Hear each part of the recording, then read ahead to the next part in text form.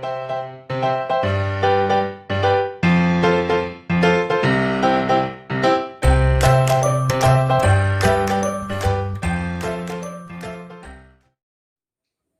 विद्यार्थी मित्रांनो, संजीवनी क्लासेस लोणेरेमध्ये आपलं सर्वांचं खूप खूप स्वागत.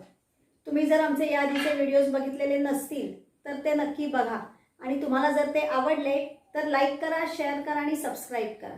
आणि ज्यांनी आतापर्यंत आमच्या चॅनलला सबस्क्राईब केलेलं आहे त्यांचे खूप खूप धन्यवाद.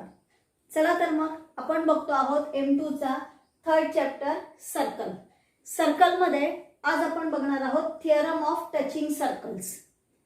टचिंग सर्कल्सचा थिअरम पाहण्यापूर्वी आपण टचिंग सर्कल्स म्हणजे काय आहे ते पाहूया. मी सर्कलशी रिलेटेड जे बेसिक कन्सेप्ट्स आहेत त्याचे वेगवेगळे व्हिडिओज केलेले आहेत. त्यामध्ये सुद्धा मी टचिंग सर्कल्स बद्दलचा एक व्हिडिओ केलेला आहे. ओके, पण तरी सुद्धा आपण पुन्हा एकदा या थिअरम घेण्यापूर्वी टचिंग सर्कल म्हणजे काय आहे एक इन शॉर्ट मध्ये फक्त रिवाइज करूया. बरोबर, बघा आता इथे ए आणि बी सेंटर असलेले दोन सर्कल्स आहेत. या दोन सर्कल्सचा सी हा आहे टचिंग पॉइंट. ज्या वेळेला दोन सर्कल्स एकमेकांना एकाच फक्त पॉइंट मध्ये टच करतात तेव्हा त्यांना म्हणायचं touching circles. If two coplanar circles touch each other in only one point then they are called as touching circles. मग बघा, कोप्लेनर सर्कल्स म्हणजे circles in a same plane. मग एकाच प्लेन मध्ये हे दोन्ही सर्कल्स आहेत आणि ह्या दोन्ही सर्कल्स मध्ये सी हा एकच पॉइंट आहे, तो त्यांचा कॉमन पॉइंट आहे ज्या पॉइंट मध्ये ते एकमेकांना टच करतात, म्हणून त्यांना म्हणायचं टचिंग सर्कल्स. आता जशी ही टचिंग सर्कलची फिगर आहे तशीच ही सुद्धा टचिंग सर्कलचीच फिगर आहे. इथे सुद्धा ए आणि बी सेंटर असलेले दोन सर्कल्स आहेत आणि हे दोन्ही सर्कल्स एकमेकांना सी या पॉइंट मध्ये टच करतात. मग आता हे दोन्ही टचिंग सर्कल्स आहेत, दोन्ही फिगर जे आहेत त्या टचिंग सर्कल्सचे आहेत. मग त्या दोघांमध्ये काय डिफरन्स आहेत तर इथे समजा आपण असा विचार केला की हे एक सर्कल आहे, तर हे एक सर्कल आहे, हे दुसऱ्या सर्कलला एक्सटर्नली टचिंग करते. एक्सटर्नली म्हणजे काय, ते बाहेरून दोन्ही सर्कल्स एकमेकांना टच करतायत, म्हणून यांना म्हणायचं एक्सटर्नली टचिंग सर्कल्स. इथे हे एक मोठं सर्कल आहे ए सेंटर असलेलं, त्या सर्कलच्या आतमध्ये बी सेंटर असलेलं आणखीन एक सर्कल काढलेलं आहे आणि ते सर्कल आहे ते त्या मोठ्या सर्कलला आतून टच करते, म्हणून आपण त्याला म्हणतो इंटरनली टचिंग सर्कल्स. मग एक्सटर्नली टचिंग सर्कल्स आणि इंटरनली टचिंग सर्कल्स यांच्या बाबतीत तुम्ही आणखीन एक महत्त्वाची गोष्ट काय लक्षात ठेवाल की समजा हा जो त्यांचा सी हा कॉमन पॉइंट ऑफ कॉन्टॅक्ट आहे, याच्यामधून जर का आपण एक टँजंट काढली तर ती त्या दोन्ही सर्कल्सची असते कॉमन टँजंट. मग ज्या वेळेला एक्सटर्नली टचिंग सर्कल्स असतात त्यावेळेला ते एक्सटर्नली टचिंगचे सेंटर्स जे आहेत ते सेंटर्स त्या कॉमन टँजंटच्या ऑपोजिट साईडला असतात. आणि जर इथून आपण सी मधून एक कॉमन टँजंट काढली तर इंटरनली टचिंग सर्कल्सचे जे सेंटर्स आहेत ते सेंटर्स त्या कॉमन टँजंटच्या एकाच साईडला असतात. येतं लक्षात? म्हणजे हे झाले एक्सटर्नली टचिंग सर्कल्स आणि हे आहेत इंटरनली टचिंग सर्कल्स. कोणत्याही टाईपचे टचिंग सर्कल्स असले तरी त्यांच्यासाठी हा सेम थिअरम आहे. येतं लक्षात? कारण हा टचिंग सर्कल्सचा थिअरम आहे, theorem of touching circles. Externally touching आणि इंटरनली टचिंग असलं काहीही त्यांनी फरक पडत नाही. ओके, चला तर मग आपण बघूया थिअरमचं statement. If two circles touch each other their point of contact lies on the line joining their centres. बघा, स्टेटमेंट समजून घेऊया आपण. If two circles touch each other, two circles touch each other, हे पण टच करतायत हे पण touch करतायत, म्हणजे एक्सटर्नली का इंटरनली हे त्यांनी थिअरम मध्ये मेन्शन केलेलं नाही, त्यामुळे आपल्याला दोन्ही सुद्धा फिगर्स काढावे लागतात, एक्सटर्नली टचिंग सुद्धा आणि इंटरनली टचिंग सुद्धा. देअर पॉइंट ऑफ कॉन्टॅक्ट, इथे ए आणि बी सेंटर असलेले सर्कल्स आहेत दोन्हीकडे सुद्धा आणि दोन्ही फिगर मध्ये त्यांचा सी हा आहे पॉइंट ऑफ कॉन्टॅक्ट. आपल्याला काय दाखवायचं आहे, their point of contact lies on the line joining their centres. म्हणजे हा जो पॉइंट ऑफ कॉन्टॅक्ट आहे, हा पॉइंट ऑफ कॉन्टॅक्ट त्या दोन्ही सर्कलचे सेंटर्स जॉईन करणाऱ्या लाईन वरती असतो. हे आपल्याला दाखवायचे. बरोबर. मग आपण गिव्हन लिहूया इथे.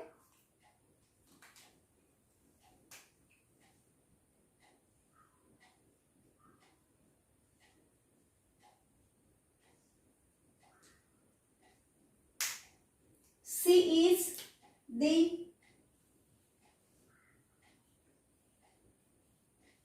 point of contact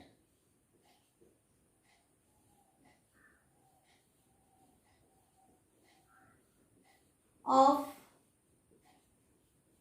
two touching circles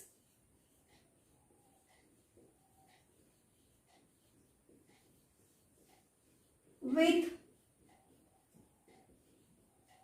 center A and center B. Centre A आणि सेंटर बी असलेले टचिंग सर्कल्स आहेत आणि सी हा आहे त्यांचा पॉइंट ऑफ कॉन्टॅक्ट. आपल्याला सी हा पॉइंट ऑफ कॉन्टॅक्ट आहे हे आपण त्यांचं लिहिलं. बरोबर. आपण इथे लिहूया to prove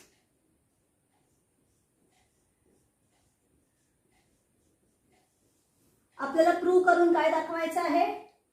there point of contact lies on the line joining their centres. मग ए आणि बी हे जर का त्यांचे सेंटर्स आहेत, मग त्या सेंटर्सला जॉईन करणाऱ्या लाईनचं नाव काय असणार आहे, ए बी. बरोबर. आणि आपल्याला सी हा पॉइंट ऑफ कॉन्टॅक्ट या लाईन ए बी वरती आहे हे आपल्याला दाखवायचंय. म्हणून आपण इथे लिहूया point C lies on line A B. Point C हा लाईन ए बी वरती आहे हे आपल्याला दाखवायचंय. आता हे दाखवण्यासाठी आपण टँजंटची मदत घेणार आहोत. बरोबर. म्हणजे आपण इथे काढूया टँजंट. इथे मी हा जो सी पॉइंट ऑफ कॉन्टॅक्ट आहे या पॉइंट ऑफ कॉन्टॅक्ट मधून टँजंट काढते. लाईन एल म्हणजे हे होईल आपलं कन्स्ट्रक्शन. या फिगर साठी सुद्धा आपण सेम काढूया.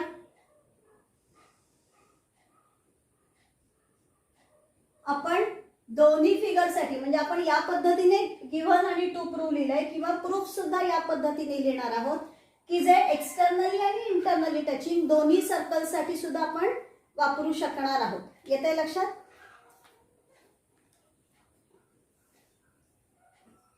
कन्स्ट्रक्शन लिहूया आपण इथे.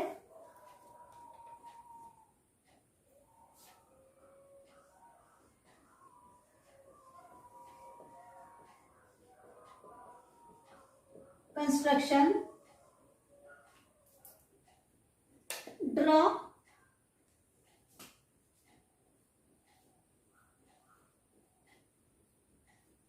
Common tangent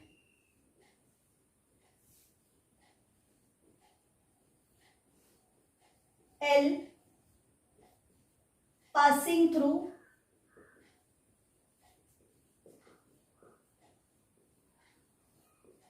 point C. आपण C या पॉइंट मधून जाणारी कॉमन टेंजेंट L ही काढली. आता बघा A सेंटर असलेलं सर्कल आहे त्या सर्कलची AC ही रेडियस आहे. बरोबर. आणि सी या पॉइंट ऑफ कॉन्टॅक्ट मधून काढलेली टँजंट आहे.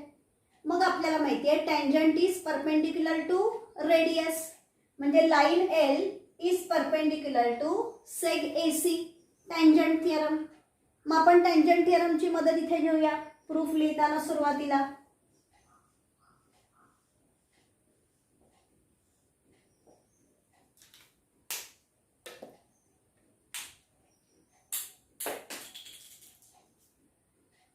फर्स्ट पॉइंट लिहिते मी.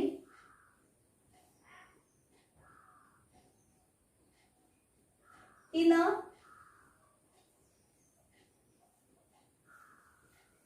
अ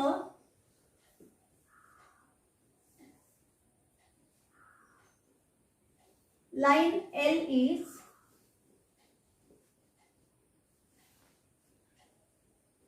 tangent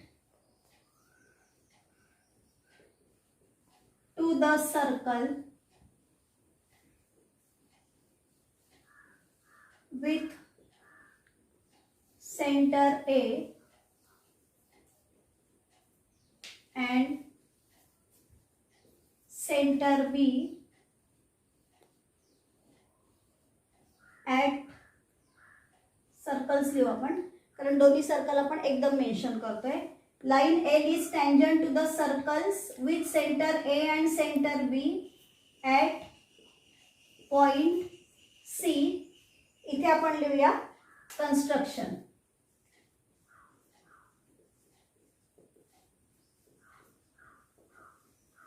कारण हे आहे आपलं construction.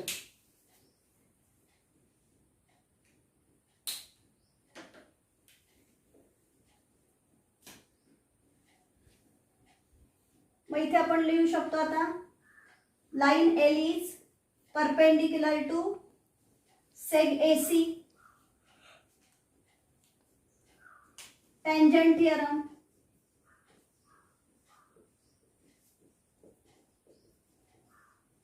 Line L is perpendicular to AC. आता लक्षात घ्या, जर लाइन एल AC ला परपेंडिक्युलर आहे याचाच अर्थ AC सुद्धा लाइन एल ला परपेंडिक्युलर आहे. बघा, ज्या वेळेला आपण दोन लाइन्स काढतो त्यावेळेला जर काय एल आणि एम या दोन लाइन्स आहेत आणि जर मी म्हटलं line L is perpendicular to line M, याचाच अर्थ line M is perpendicular to line L. Okay, मग तसंच इथे आपण लिहू शकतो line is perpendicular to seg AC according to tangent theorem, that is seg AC is perpendicular to line L. जसं line L AC ला परपेंडिक्युलर आहे तसंच आपण म्हणू शकतो की line L is perpendicular to seg BC. मग आता मी इथे लिहिते line L is perpendicular to seg BC. पुन्हा इथे येईल tangent theorem.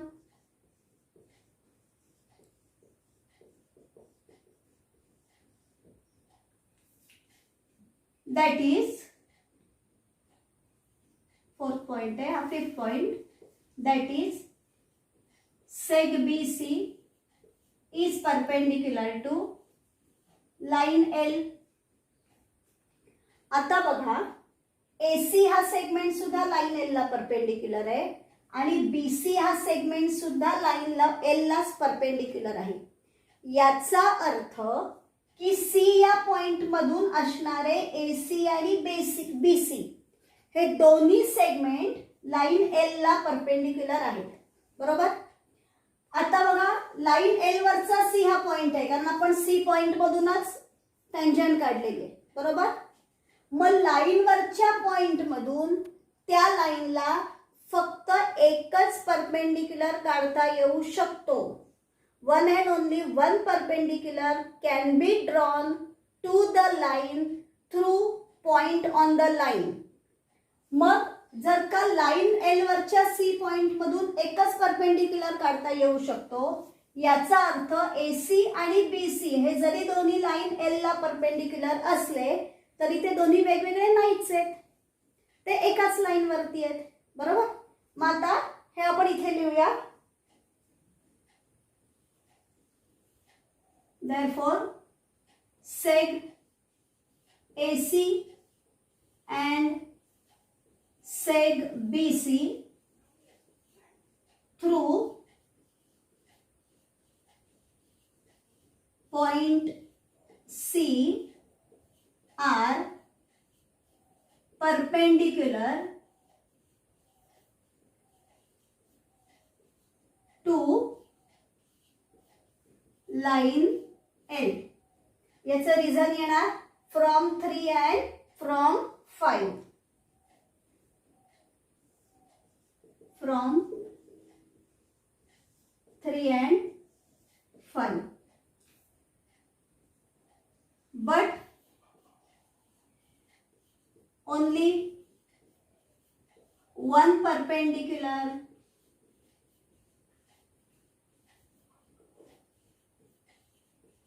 can be drawn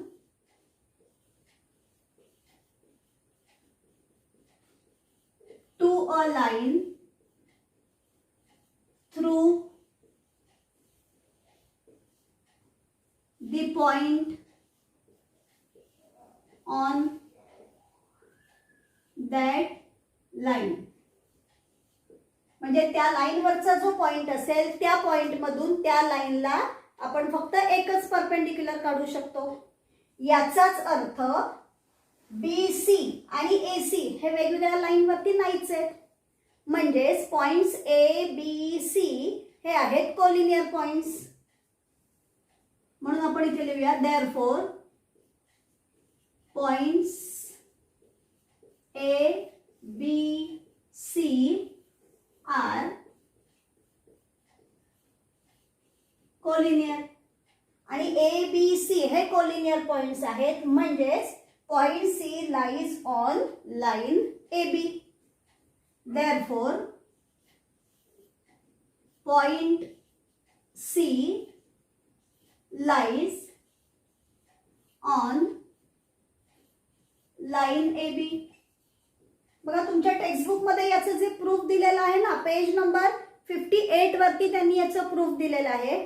proof त्यांनी याच्यापेक्षा खूप छोटं दिलेलं आहे, पण मग त्याच्यामध्ये ज्या त्यांनी प्रूफच्या स्टेप्स दिलेल्या आहेत, एक तर त्याचं रिझन जे आपण हे टँजंट थिअरम वगैरे लिहितो ते रिझन पण त्यांनी दिलेलं नाहीये, आणि बऱ्याचशा स्टेप्स आहेत त्या गाळल्यासारखं आहे. त्यामुळे आपल्याला तिथे लक्षात येत नाहीये की याच्यावरून ही नेक्स्ट स्टेप कशी आली येते.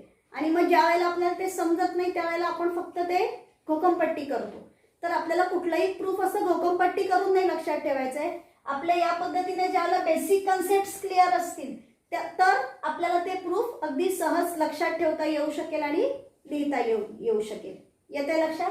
म्हणून माझं प्रूफ जे आहे ते टेक्स्टबुक पेक्षा थोडंसं मोठं वाटतंय, पण मला तरी असं वाटतं की ते तुम्हाला समजण्यासाठी अजिबात कठीण वाटणार नाही. या व्हिडिओमध्ये आपण इथेच थांबणार आहोत. पुन्हा भेटूया पुढच्या व्हिडिओमध्ये.